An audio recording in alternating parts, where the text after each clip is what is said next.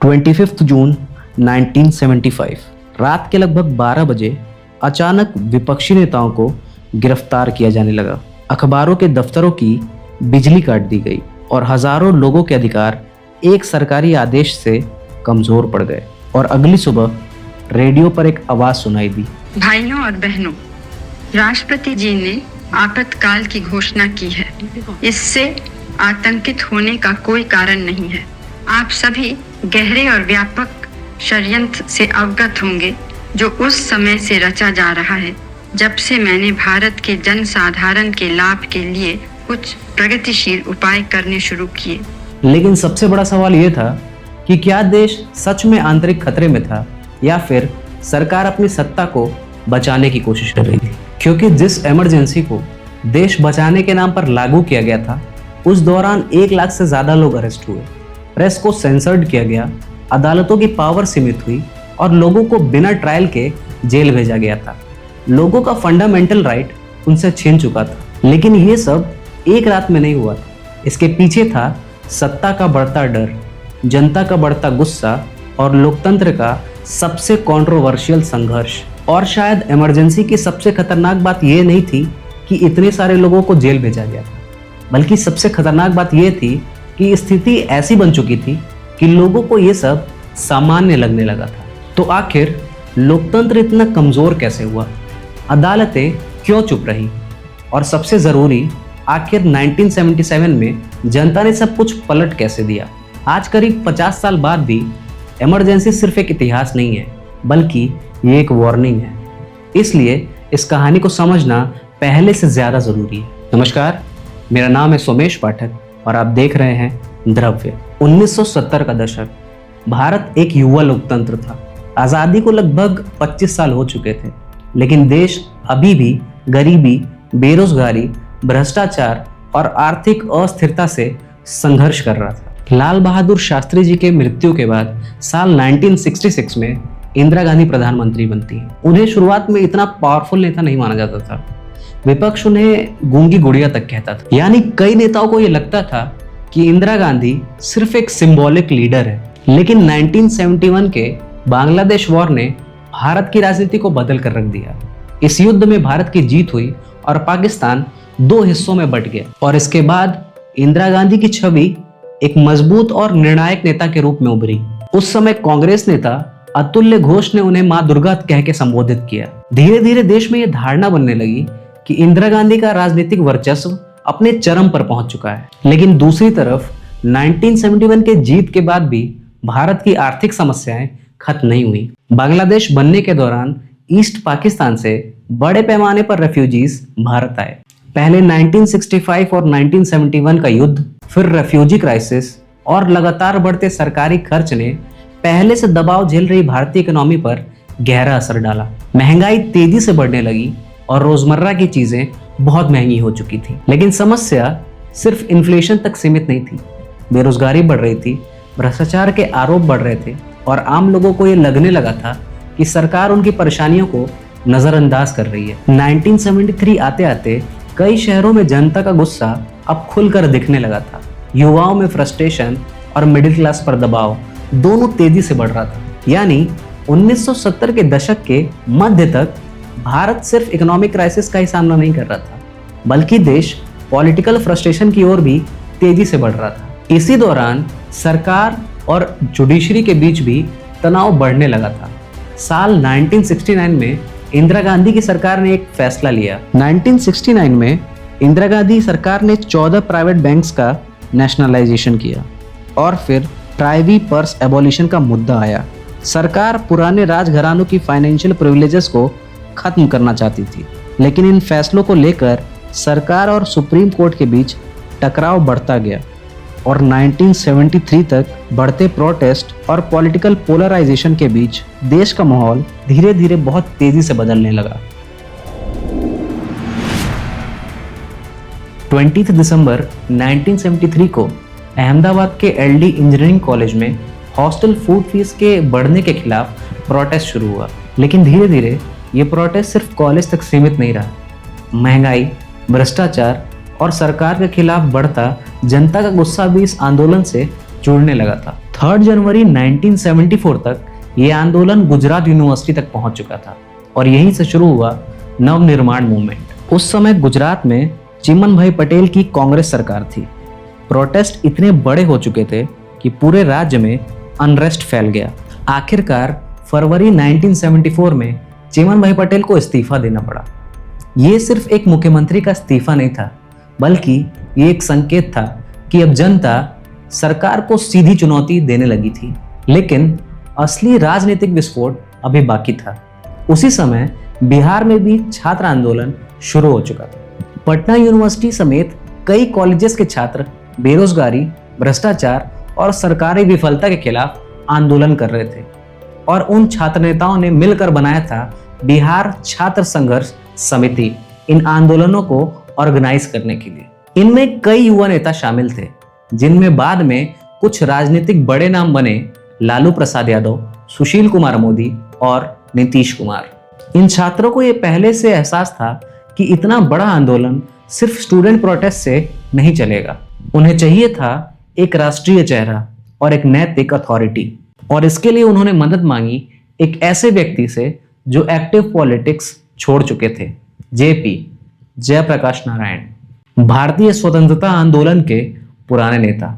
JP ने सिर्फ छात्रों का समर्थन नहीं किया। 5 जून 1974 को पटना के गांधी मैदान में उन्होंने एक हिस्टोरिक स्पीच दी और यही उन्होंने कहा, संपूर्ण क्रांति यानी राजनीति, प्रशासन, शिक्षा और समाज, हर स्तर पर बदलाव। अब पहली बार सरकार के खिलाफ विरोध सिर्फ स्थानीय आंदोलन नहीं रहा, अब वो राष्ट्रीय चुनौती बन चुका था।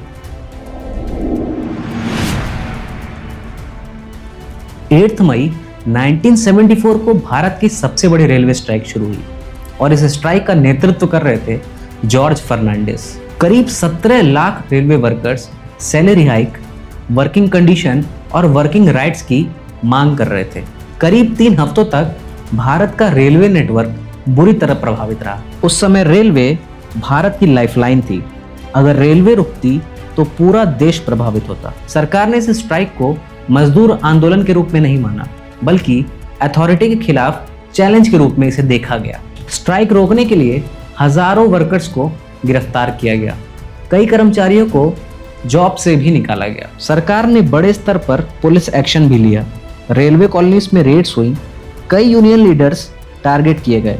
अब सरकार और जनता के बीच का तनाव खुलकर दिखने लगा था, लेकिन दिल्ली की राजनीति को असली झटका लगना अभी बाकी था, क्योंकि अब मामला सड़कों से निकलकर कोर्ट तक पहुंच चुका था।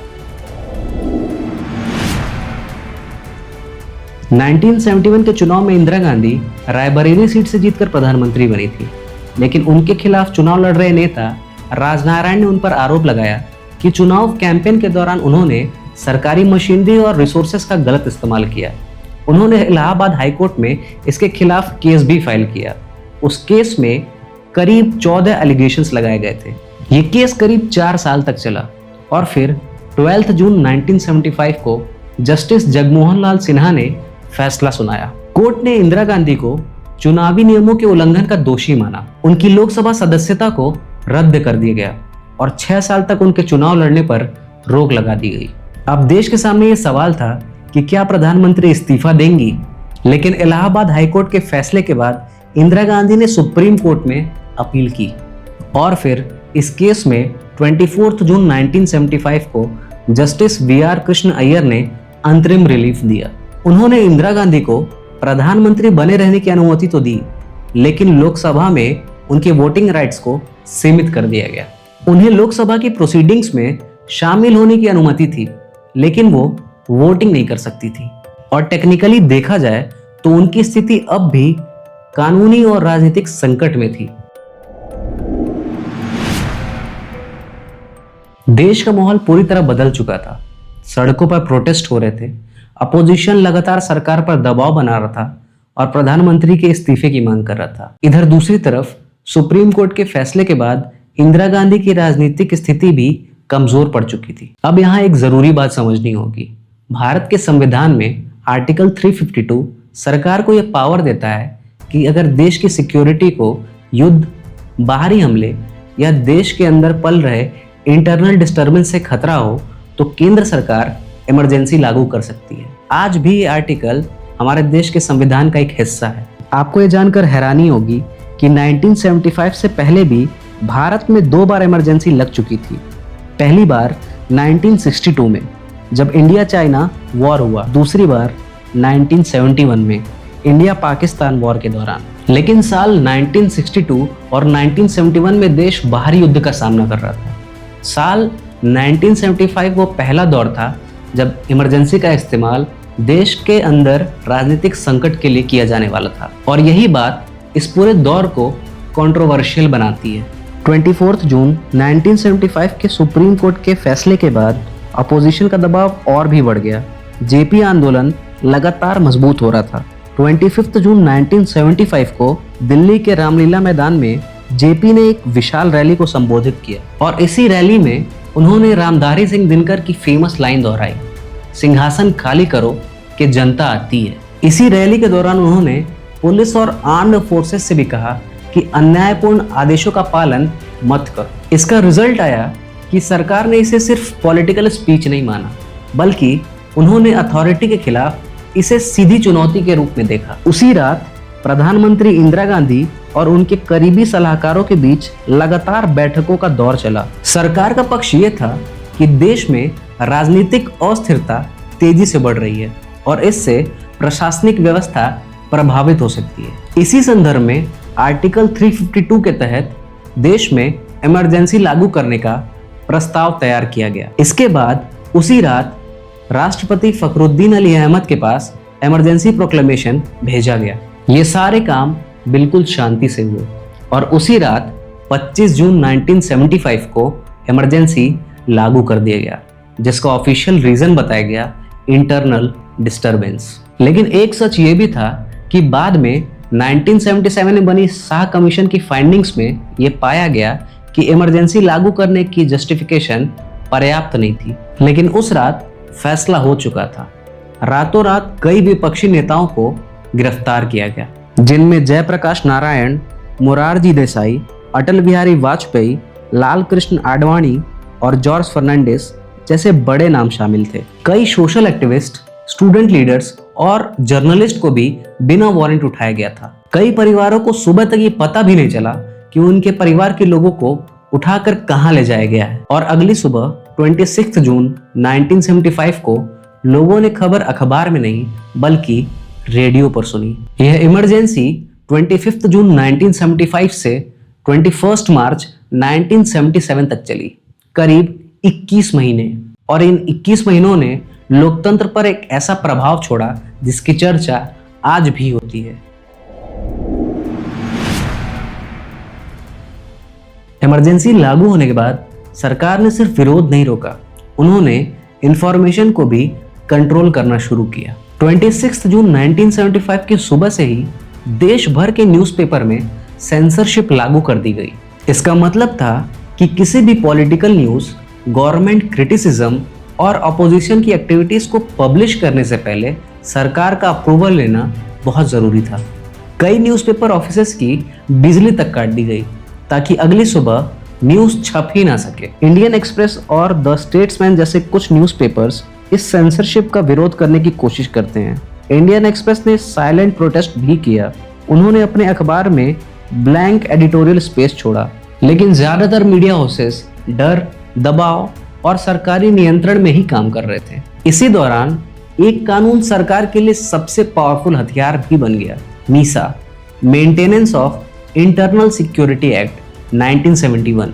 इसके तहत सरकार किसी भी व्यक्ति को अनिश्चित समय तक बिना ट्रायल के हिरासत में रख सकती थी। ऑफिशियल रिकॉर्ड्स और शाह कमीशन के फाइंडिंग्स के अनुसार 1 लाख से अधिक लोगों को गिरफ्तार किया गया था। इनमें विपक्षी नेता, सोशल एक्टिविस्ट, स्टूडेंट लीडर्स, पत्रकार और इनके साथ ही आम नागरिक भी शामिल थे। इमरजेंसी का असर सिर्फ जेलों तक ही सीमित नहीं रहा, बल्कि डर अब आम लोगों के दिलो दिमाग में घर कर चुका था। लोग अब रात में दरवाजे की दस्तक सुनकर डर जाते थे। यहाँ तक कि लोगों ने टेलीफोन पर खुलकर बात करना भी बंद कर दिया था। शायद इमरजेंसी का सबसे खतरनाक असर यही था कि डर अब धीरे धीरे सामान्य लगने लगा था। लोग सिर्फ कानून से नहीं बल्कि सत्ता के नाराज होने मात्र से डरने लगे थे। इमरजेंसी लागू हो चुकी थी।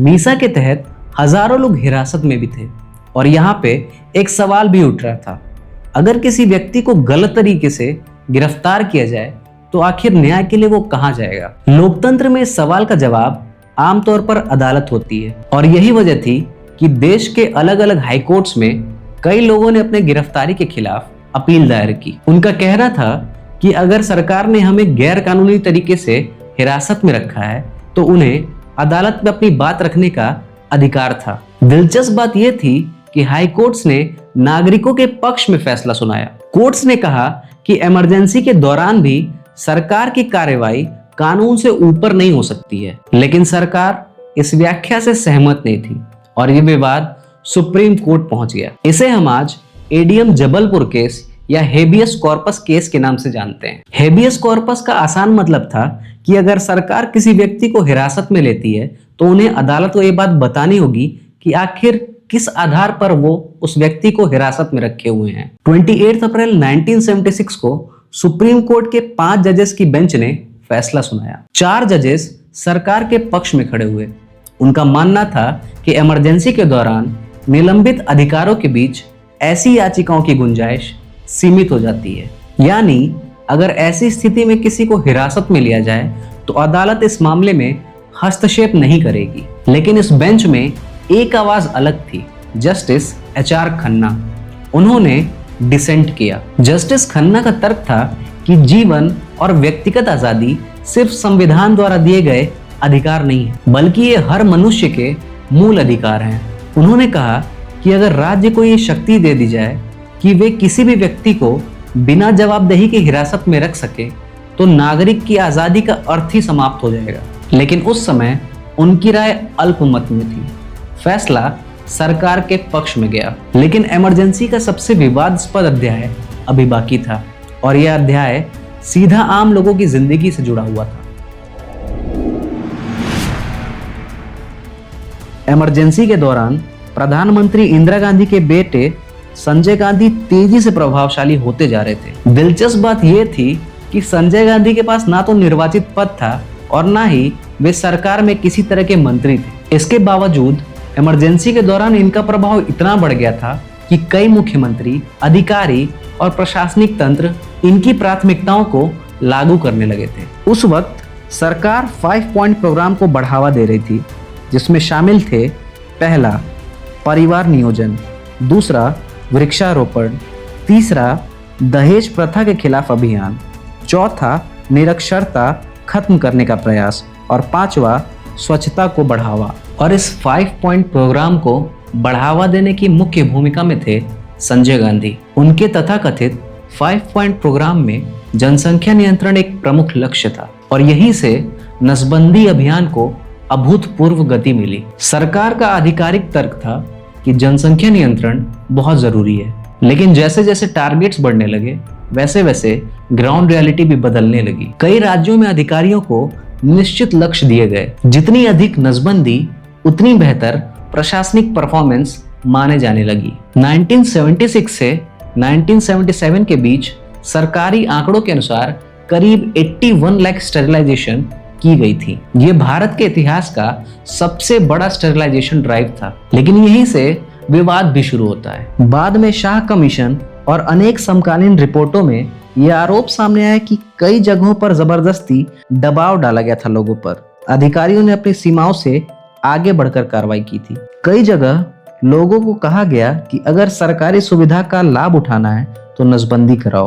कुछ इलाकों में ration card, housing allotment, salary benefit से भी जोड़कर दबाव बनाए जाने लगे। इसका सबसे बड़ा असर गरीबों, मजदूरों और कमजोर समुदायों पर पड़ा, क्योंकि उनके पास ना कहने की ताकत सबसे कम थी। अब आप खुद सोच कर देखिए, मान लीजिए आप एक दिहाड़ी मजदूर हैं और हर दिन आपको मेहनत करके पैसा कमाना है ताकि आप अपने परिवार का पेट पाल सके, और अचानक प्रशासन आपको बताता है कि कुछ कागजी काम और सुविधाएं आपको तभी मिलेंगी जब आप नसबंदी करवाएं। ऐसी स्थिति में आप क्या करेंगे? एक इंसान की सबसे बेसिक जरूरत होती है रोटी, और अगर हर दिन उसे मेहनत कर कर सिर्फ अपने परिवार के लिए 2 वक्त की रोटी जुगाड़नी पड़े, तो क्या वो ऐसी स्थिति में सरकार को ना बोल सकता है? इमरजेंसी का यह दबाव सिर्फ नसबंदी तक सीमित नहीं रहा। दिल्ली में संजय गांधी के अर्बन ब्यूटिफिकेशन प्रोग्राम के तहत दिल्ली में झुग्गी झोपड़ियों को हटाने की कार्रवाई शुरू होती है, और इसी दौरान अप्रैल 1976 में दिल्ली के तुर्कमान गेट के पास पुरानी झुग्गी झोपड़ियों और बस्तियों को हटाने का अभियान चलाया जाता है। वहां के रहने वाले लोग इसका विरोध करते हैं और प्रशासन और प्रदर्शनकारियों के बीच तनाव बढ़ने लगता है। जब स्थिति नियंत्रण से बाहर हो गई तो कानून व्यवस्था बनाए रखने के नाम पर पुलिस कार्रवाई हुई, फायरिंग भी की गई, जिसमें कई लोग मारे गए, कई घायल भी हुए। मृतकों की सही संख्या को लेकर आज भी अलग अलग दावे मिलते हैं, लेकिन इतना तय है कि तुर्कमान गेट इमरजेंसी के दौरान सबसे विवादास्पद और दर्दनाक प्रतीक बन गया था। साल 1976 के अंत तक इमरजेंसी को 1.5 साल से ज्यादा हो चुका था, और सरकार का यह मानना था कि देश में अब अनुशासन वापस से स्थापित हो चुका है। हड़तालें कम हो चुकी हैं, ट्रेनें समय पर चल रही हैं और प्रशासन पहले से बेहतर हो चुका है। लेकिन देश के अंदर एक और कहानी भी चल रही थी। जेलों में बंद लोग, प्रेस पर लगा प्रतिबंध, नसबंदी अभियान और तुर्कमान गेट जैसी घटनाएं धीरे धीरे लोगों की यादों का हिस्सा बन चुकी थी। दिलचस्प बात यह थी कि देश बहुत शांत दिखाई दे रहा था, लेकिन शांति और सहमति ये दोनों एक ही चीज नहीं है। कई बार लोग बोलना तो बंद कर देते हैं, लेकिन सोचना नहीं। और फिर अचानक 18 जनवरी 1977 को प्रधानमंत्री इंदिरा गांधी फिर से चुनाव करने की घोषणा करती हैं। यह फैसला कई लोगों के लिए अप्रत्याशित था, क्योंकि देश 19 महीनों से इमरजेंसी के तहत चल रहा था। लेकिन शायद इंदिरा गांधी की सरकार को यह भरोसा था कि जनता उनके साथ है, और अब वही जनता फैसला सुनाने वाली थी। दूसरी तरफ विपक्षी दलों ने भी एक बड़ा फैसला लिया। जो दल वर्षों तक एक दूसरे के विरोधी रहे थे, वो एक साथ एक मंच पर आए, जनता पार्टी के नाम से। इनमें शामिल थे भारतीय जनसंघ, भारतीय लोक दल, समाजवादी दल और कांग्रेस ओ। कांग्रेस ओ वो गुट था जो पहले ही इंदिरा गांधी से अलग हो चुका था, और इस पूरे आंदोलन की नैतिक प्रेरणा बने जयप्रकाश नारायण। हालांकि उन्होंने खुद चुनाव नहीं लड़ा, और फिर मार्च 1977 को भारत की लोकतंत्र की सबसे बड़ी परीक्षा हुई। मतदान केंद्रों पर वही लोग लाइन में खड़े थे जो पिछले 21 महीनों से सब कुछ देख रहे थे, और इस बार उनके हाथ में सिर्फ बेबसी नहीं बल्कि उनका वोट भी था। और लोकतंत्र में वोट की आवाज सबसे ऊंची होती है। और जब 23 मार्च 1977 को रिजल्ट्स आए तो भारत की राजनीति पूरी तरह से बदल चुकी थी। उत्तर भारत के कई राज्यों में कांग्रेस को भारी हार का सामना करना पड़ा था, और यह पहली बार था जब केंद्र में कांग्रेस सत्ता से बाहर हो गई। जनता पार्टी की सरकार बनी और मोरारजी देसाई प्रधानमंत्री चुने गए। यह सिर्फ सरकार बदलने की घटना नहीं थी, ये लोकतंत्र का जवाब था। भारत की जनता ने दुनिया को यह दिखा दिया था कि अगर चुनाव निष्पक्ष हो तो सबसे शक्तिशाली सरकार को भी गद्दी से हटाया जा सकता है। नई सरकार बनने के बाद मई 1977 में शाह कमीशन बनाया गया, और इसके अध्यक्ष थे पूर्व चीफ जस्टिस जेसी शाह। इस आयोग का काम था इमरजेंसी के दौरान हुई कार्रवाइयों की जांच करना। आयोग ने अपनी रिपोर्टों में कहा कि कई मामलों में लोगों को बिना उचित कारण के गिरफ्तार किया गया था, प्रेस पर जरूरत से ज्यादा नियंत्रण लगाया गया था, और प्रशासनिक शक्तियों का गलत इस्तेमाल किया गया। नसबंदी अभियान में कई जगह लोगों पर जबरदस्ती दबाव डाला गया, यानी सरकार को जो असाधारण शक्तियां दी गई थी उनका इस्तेमाल लोकतांत्रिक व्यवस्था की भावना के अनुरूप नहीं बल्कि उसकी विपरीत हुआ। सरल शब्दों में कहें तो जहां कानून नागरिकों की रक्षा के लिए होना चाहिए था, वहां नागरिकों को ही बने कानूनों से डर लगने लगा था। इमरजेंसी की असली कहानी ना तो इंदिरा गांधी है, ना जनता पार्टी और ना ही शाह कमीशन। इसकी सबसे बड़ी कहानी है भारत का आम नागरिक, क्योंकि आखिरकार ना अदालत, ना विपक्ष और ना ही कोई आंदोलन, इमरजेंसी को खत्म करने का आखिरी फैसला जनता ने ही दिया, मत पेटी के जरिए। आज हम सरकार की किसी भी नीति से असहमत हो सकते हैं, उसकी आलोचना कर सकते हैं, आर्टिकल लिख सकते हैं, उन पर कमेंट कर सकते हैं और यहाँ तक कि वीडियो भी बना सकते हैं। कई बार हम इन अधिकारों को सामान्य मान लेते हैं।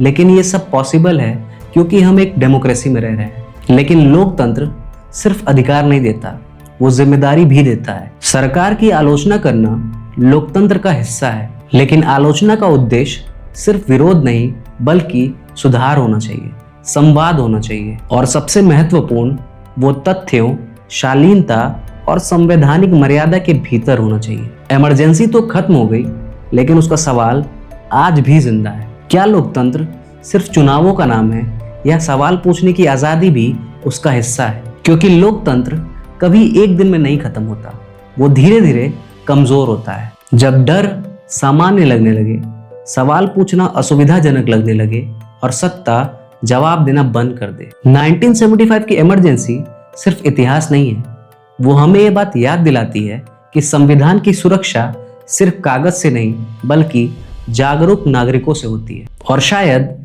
इसीलिए इतिहास को याद रखना बहुत जरूरी है, क्योंकि जो समाज इतिहास भूल जाता है वो अपनी वही गलतियां दोबारा से दोहराने लगता है। लोकतंत्र एक बार जीतकर सुरक्षित नहीं हो जाता, उसकी रक्षा हर पीढ़ी को दोबारा से करनी पड़ती है। अगर आपको लगता है कि ऐसी कहानियां सिर्फ इतिहास नहीं बल्कि वर्तमान को समझने की चाबी है, तो द्रव्य को जरूर सब्सक्राइब करिए। मिलते हैं अगले द्रव्य प्रस्तुति में, तब तक के लिए नमस्कार, जय हिंद।